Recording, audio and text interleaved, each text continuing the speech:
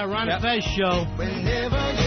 Look at this place dancing to the Spinners right now. It's a nice sound, isn't it? Earl has the place hopping. Yeah. I thought Venus Flytrap was DJing. Shh, I'm lighting the candles and I'm putting the lights down. Yeah, baby. We're going to bring it to you this evening with the Spinners. The Shy Lights. Looks like Earl got something yesterday for Valentine's Day, huh? Yeah. Hey, Earl, can I borrow this album? No, my brother. You're going to have to buy your own. This makes me so thirsty for malt liquor. Oh, look at the guy from Florida. There's racism going on. Let me hop in. Hey, this is great. Did you ever see their lips? Finally. It's like breathing to Fez. Yeah. He can finally hop up and yell what's right there all the time. Earl really does soul up your show. The intros are just all black. Yeah. Well, it's Black Rock Coalition. That's what it is. It's the Black Rock Coalition. It's still Black History Month, so I guess he's really pouring it on. Earl, why didn't you hit Backstabbers if you were going to go soul for us today? And you could have tied it in with O&A and Scotty Farrell. I was in a Spinners kind of mood today. Yeah. I don't know. Is he going to continue this after Black History Month, or is he going to go to, like, Irish music? He's going to do some of that, like, a river dance music? You don't understand. Once he picks out his song for the day, he's done. You just, his feet go up, and he's just relaxed. I picture that with him. I picture him sitting there going, what do I do today? How about the Spinners? That's what I'm playing. Here's what you guys don't know. You guys, I don't know whether you're aware of it or not, he's on double secret probation from the day you yelled at him. Thanks a lot. I did hear about this. And he's been a wreck. He's been an absolute wreck. And then what did you get in the latest trouble for, Earl? You did something else since? I can't even remember. Yeah, you know. Yeah, I can't remember. Fez, what is it? Studio didn't get cleaned up. Oh, yeah. Fez's hair was left behind. Oh, I heard about that. Yeah. There were shop vacs going on in here one morning, and everybody was like, the studio didn't get cleaned, Fezzy's hair is everywhere, and you don't know what it'll give you. That's all I heard. Yeah. Like I've never come in here and sat in broken glass.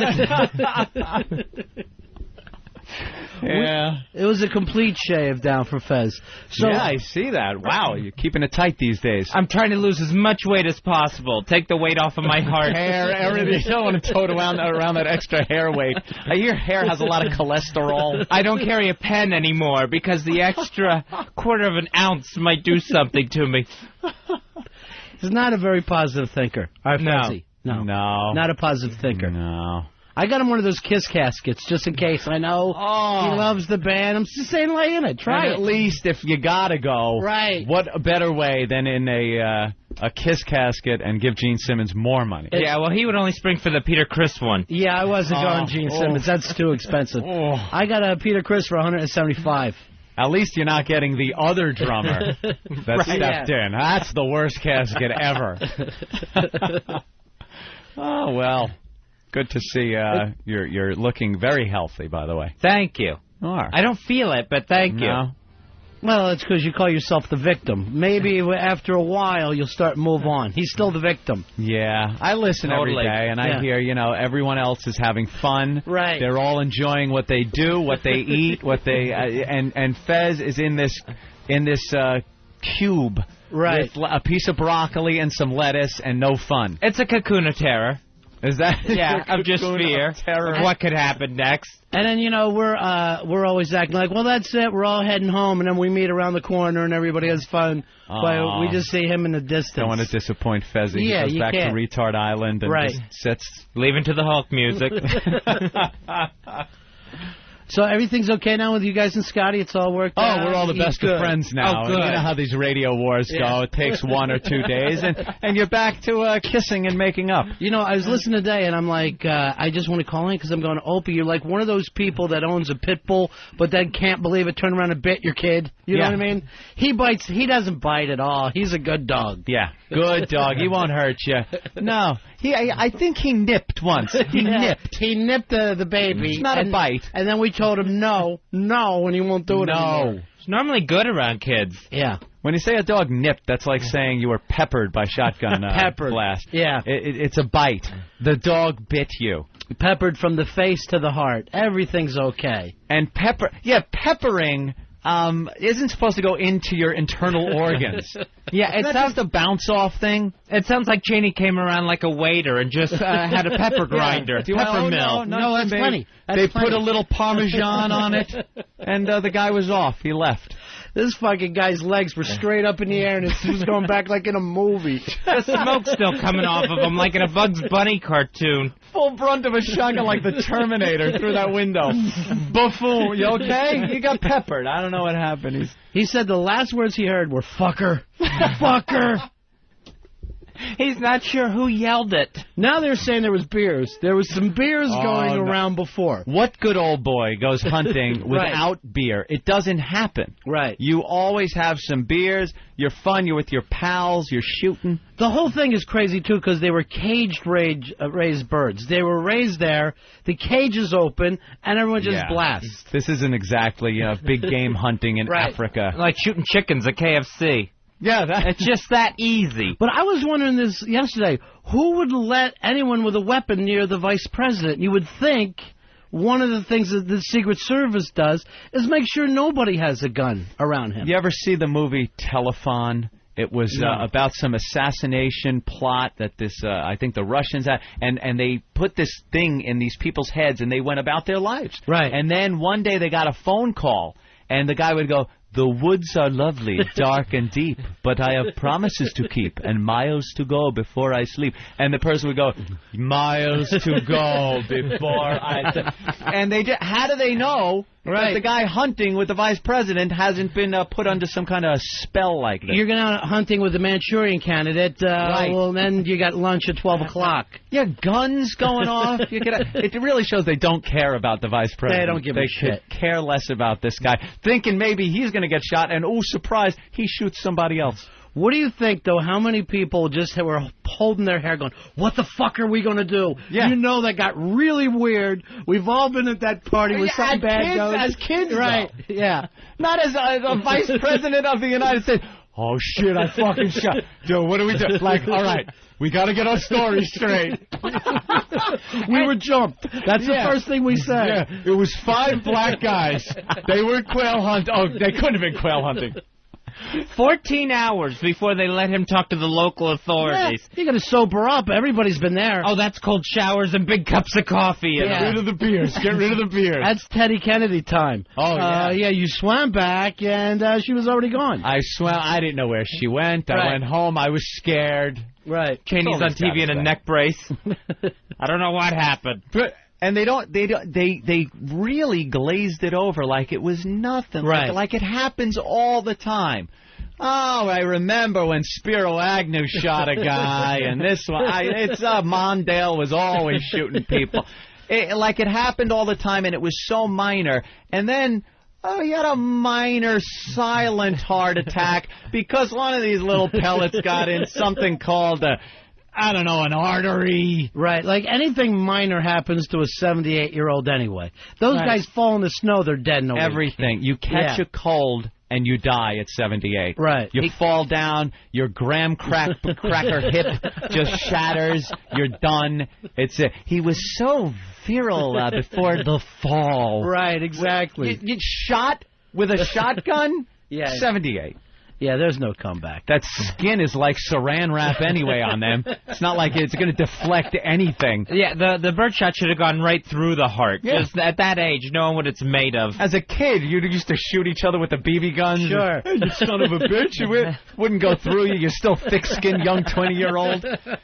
Him, forget about it. Then at the White House yesterday, Scott McClellan opens the press conference with, the White House aides are wearing orange today. Not because the Texas Longhorns are visiting. They're just afraid of the vice president. So are you aware the victim had a heart attack?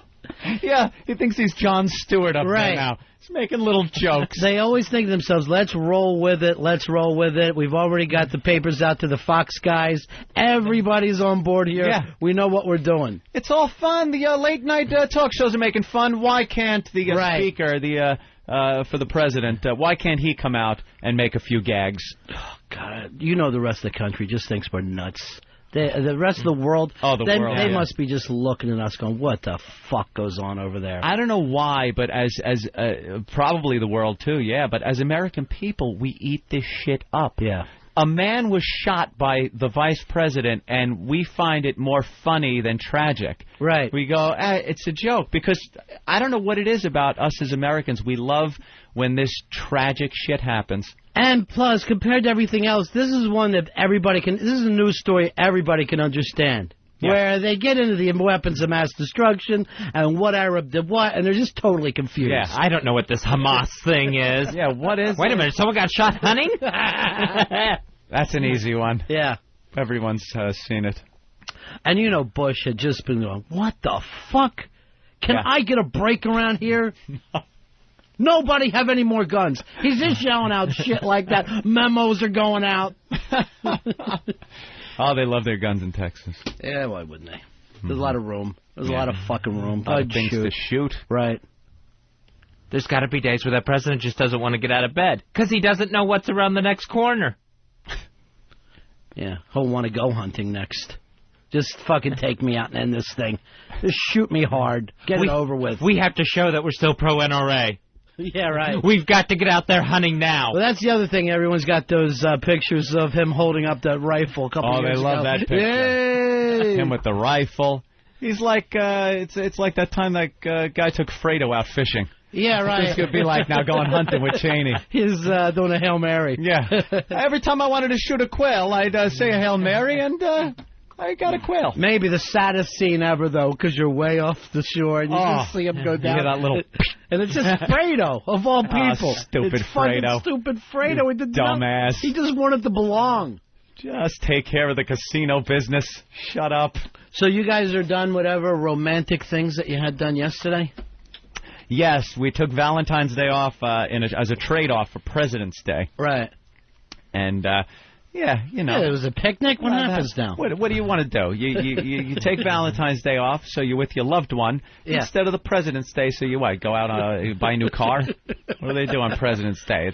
I think they sell whites, isn't it, Fez? There's a white sale every year? Yeah. White sales, and then there is the car sale, because there's the one car lot commercial running where they're saying it's President's Month. Yeah, they like. So I had no idea this is a whole month now in the car sale business. Yeah, well, you were in that business for a while. I heard. Right? I parked and washed. You parked and washed the cars. Never sold in the business. Lot boy, get in here. Thank God, because I would just picture you like that poor son of a bitch, William H. Macy in Fargo. Oh, you're gonna want this True Coat. Just changing the numbers. True Coat. Let me go back and talk to him. He's just standing back there with the smoke. This is a sweet deal there, Fezzy. I saw so many old people ripped off getting Oldsmobiles. Is that right? Yeah. Just awful what they do to old people. And selling them giant cars that they can't drive. Yeah, right. Every salesman is just horrible. Give them the one with the accelerator sticks and the brake doesn't work by a pier. Like every old person does. I saw one salesman talking to this old couple out of a cheaper car one time, telling them it's silver, you don't want that, it disappears in the rain. It's so unsafe to have a silver car, you can't see it in the rain. And that's exactly it. We don't want to disappear in the rain. It disappears in the rain. I'm thinking, we're not cloaking devices, standard equipment. The Romulan cloaking device. What you want is this fat-ass Cadillac. And I just laugh out loud. Yeah. Yeah, because it's not your grandparents. How did you wash those cars? Did it just go away when you sprayed the water from the hose on? You had to look for the stains. Look for the stains. Where'd the car go? Then even if you ever have, you have to take your cars back to be repaired now. They're fucking all over town. Some 19-year-old kid just takes whatever car he wants, and he's cruising around at night. That's what we did. Yeah. We constantly took them off the lot. Just, we're having lunch in these old people's giant cars. Really? Yeah, taking them through drive-thrus, taking them to go on beer runs and stuff. You guys are out sucking each other's cocks out there, just fucking doing whatever you do. What happens on the lot stays on the lot. I don't remember him saying that. But coming back cum-soaked. Hey, Grandma, here's your car. They never knew. Yeah, well, what are you going to do? All right, Ann, I guess you need to go. Guys. I see you keep leaning towards the door. Let me tell you, what time is it now? I'm, oof. Well, you got, wow, am I late? We ate up your day. You got the post-Valentine's Day picnic. Yeah, it's true. Yeah. Got that. I love your comments on who leaves first after the show. It's always me and stuff, but I do see. I was leaving right after the show, and saw you coming in that day. Right, that's how I am most days. Usually, I gotta stick up for myself here. I'm here a good hour before the show starts. I got nothing to do here before the show. I like the idea of you just come in and you have that excitement of what am I going to do? What the hell's going to happen? I used to love that with Afternoon Drive. Yeah. It'd come in at 5 to 3 on the air. Just I have perfect. no clue. Yeah. Skinny of teeth. You don't know what the the show's gonna be about. You slept nice. You were up late last night. Right. That's the beauty of that shift is no matter how late you stay up, you're fine for it. Who can't be to work by 3 in the afternoon? Yeah. Heroin addicts can still make it out by 3. If their job started at 3, they would hold jobs. But every heroin addict, their day planner starts around 3 o'clock. 3 o'clock. If you get their day planner, don't make any early appointments. 3 o'clock, look for heroin. That's the thing that people never realize about heroin addicts. There's not a lot of free time because you're constantly on the phone trying to reach somebody. You're networking. You got to find your heroin. It's really stressful. It's very fucking stressful. All right, yeah, you're right about that. You definitely put in more time. I try. Yeah. You know. And then getting out of here, I really don't have anything to do after the show. Right. Like after the show, a lot of the guys, they stay here, they're researching stuff for the next day. Yeah. 11:01. I'm Queensboro Bridge by 11:15. Well, you got a staff that could take Normandy. I don't know whether everybody's working or not, but it looks like Eisenhower needs to put together scheduling. It's just amazing. Yeah, it used to just be the Opie and Anthony show, and it consisted of one Opie and one Anthony. How we need 20 guys now. And everybody's got to get fed. That's the thing. Can we make this deal? Well, they got room for everybody. I don't even know, like, we're not even sure who's paying them, if we're paying them. Like, Opie sometimes goes, I think this comes out of our pay. Yeah, I would look. And I go, ouch. I think so. I don't want to look. Because you ever not want to look at things like your bank balance or things like that? Because I'm not sure. I got a ballpark, but I don't want to be sure. That's something I don't want to be sure of. I call that chick work. Honey, make sure all that's done, and I'm going to live a life like a child. Yeah. Like everything's okay. I really don't want to be shocked, because if I knew I was paying some of their salaries, then I would be obligated to be a boss or something, and I'm too immature to handle that kind of responsibility. Right, and then you think, wait a minute, what if I got my own bagel and saved myself a small fortune? That I could do. Why am I paying this guy to get a bagel for me? I could buy a bagel place. On this third shift of producers. That's really true. Between you and Opie, you pick up a bagel place next door. I'm going to bagel business. Call me Tony Bagels. Why not? Hey, great bagels here, and everything's terrific here. Hey, Tony Bagels. You like your bagel? Give me a call. It's Tony Bagels. I can plug it on the show. It'd be great. You know what? I'm enjoying a fantastic bagel right now from my own place. Hey, go down there. We're right on 57th Street here in Midtown Manhattan. Tony Bagels. Bagel, any kind of bagel. If you love one onion, we got onion. You like the egg bagel? I don't personally. Some people do. We got them. Then the problem would be everybody be down in your bagel place one after another getting free bagels. And free bagels. I know Anthony. Yeah. Ah, great. That's where your producers would be working, the ones you cut loose to pay for the place. No, then they'd be doing something. Make I don't know what they do. Yeah. Do you know what everyone on your staff does? Well, we really only have Earl, and there it's just nothing. I mean, basically he's in trouble. Well, you picked the music, Earl. One song music director. Yeah. The music. He loves the soul. Yeah, he does. You know, thank God you're kind of into that whole thing. I do. I love it. You know, I don't mind listening to a little Sly and the Family Stone. I like that kind of thing. But sometimes Earl gets a little too obscure for me. He gets a little funked up for you. I want nothing to do with it. I almost had to turn the show off when he was doing his Yoko thing.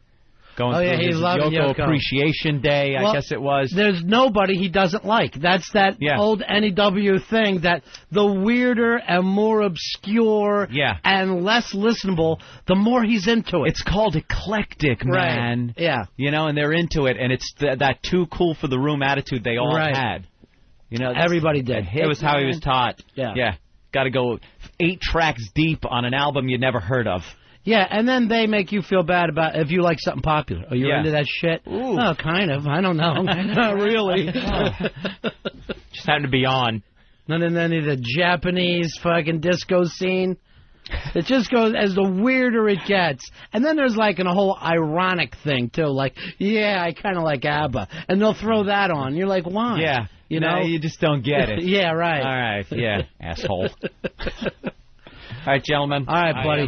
Have a good one. I will leave you to your devices All and right. your staff. Peace Thank you out. very much. Thank you, Tony Bagels. Tony Bagels on the way out. You want my bagel? Yeah, Tony Bagels, great bagels. I'll be listening, gentlemen.